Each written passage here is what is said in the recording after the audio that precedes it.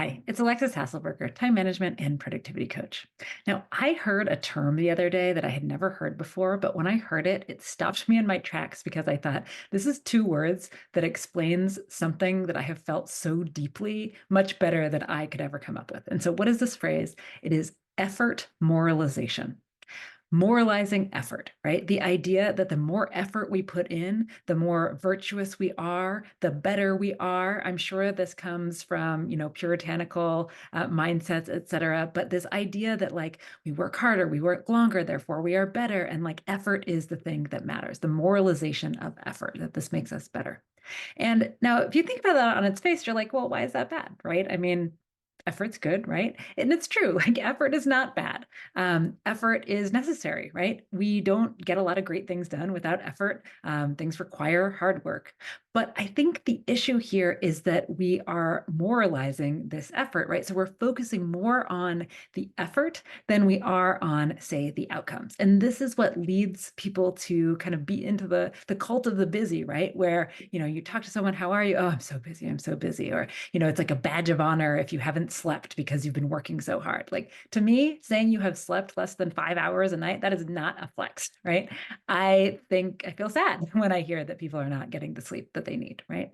And so thinking about this effort moralization, thinking about how it shows up, in the workplace, where when people are there longer, it's this kind of butts and seats mentality, right? That we used to have, maybe we still have. Now it's turned in maybe from butts and seats to companies who literally are tracking the keystrokes and tracking the mouse movements of their employees to make sure that they're, quote, working, as if moving your mouse somehow equates to the outcomes that you are doing. It's a vicious cycle because it makes you think that in order to achieve the things that you want to achieve, the only way to do that is hard, hard work and working more hours and putting in more than everyone else. And that's just not the case. I think this moralization of effort is actually capitalism's most toxic trait. That's how I've been coming to think about it in my head.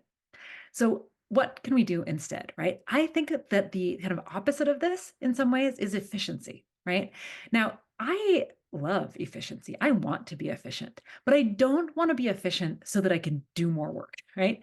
I want to be efficient so that I have more time for all of the other things that I enjoy doing more than work. Now, I love what I do. I absolutely love it. I wouldn't be making this video right now if I didn't. But I also really love reading and I love crocheting and I love spending time at the pottery studio, and I love hanging out with my kids, and I love sitting in the backyard, and I love, going out on a walk. Like there's all these things I really enjoy doing that I don't feel like I want to make them more efficient. What I do want to make more efficient is, I don't know, maybe the drudgery parts of my work, like the administrative things and, paying bills. I want that to be as efficient as possible, right? All of these things that are necessary, but don't necessarily give me joy. And so when you think about, efficiency, effort, and outcomes, these things are not necessarily aligned. Like you can be really efficient and you can get really good outcomes, right? But what is the prize that you get when you're efficient at work? Right? The prize that you get is more work, right? You're efficient. And so you did your work faster and you did it up to a great standard, and now you get more work for that, right? And so I just want to think about this moralization of the effort over the moralization of perhaps the outcomes, and just thinking about who are we working for, what are our primary goals, and how do we think about that. I know that for me, like if I had to work really really really hard at something and put in long hours, I'm not like yay me.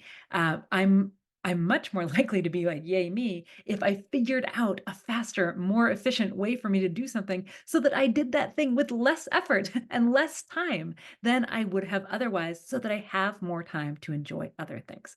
So I want you to think about in your life, are you moralizing effort at the expense of perhaps efficiency and time for yourself, et cetera? I remember I had a boss once who used to like to say, like, Alexis can do in 20 hours what other people can do in 60 hours. And, I took it as a compliment. And I'm sure it was meant that way. But in retrospect, like I should have just asked for a raise. Like that's what I needed from that. I didn't need accolades of being more efficient. That just got me more work. So I want you to think about how you think about effort and how you think about outcomes and how you think about efficiency and what that means for you. Are you trying to be efficient just to get more work done? Or are you trying to learn new skills around organization, efficiency, et cetera, so that you can do more of what you want, so that more of your time is spent doing the things that you enjoy? And if you are still watching this video and that sounds like something that you would like help with, then I do want to let you know that my program, Time Well Spent, Time Management for Real People, is actually going to be enrolling in just another week or two. So we're going to be starting in February. I launch this twice a year. So I have two cohorts a year, and one of them is coming up in February.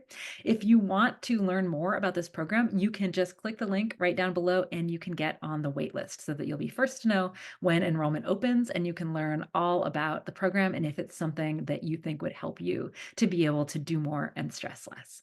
And if that's not something that you're into, great, just keep watching these videos. If you're not already subscribed to this channel, make sure to subscribe now so that you can make sure to get these videos in your feed every single week. Hello, it's the video editor here. Just want to quickly let you know that only about 17% of the people that watch our videos are actually subscribed. So it'd be a big help if you were to subscribe. Thank you.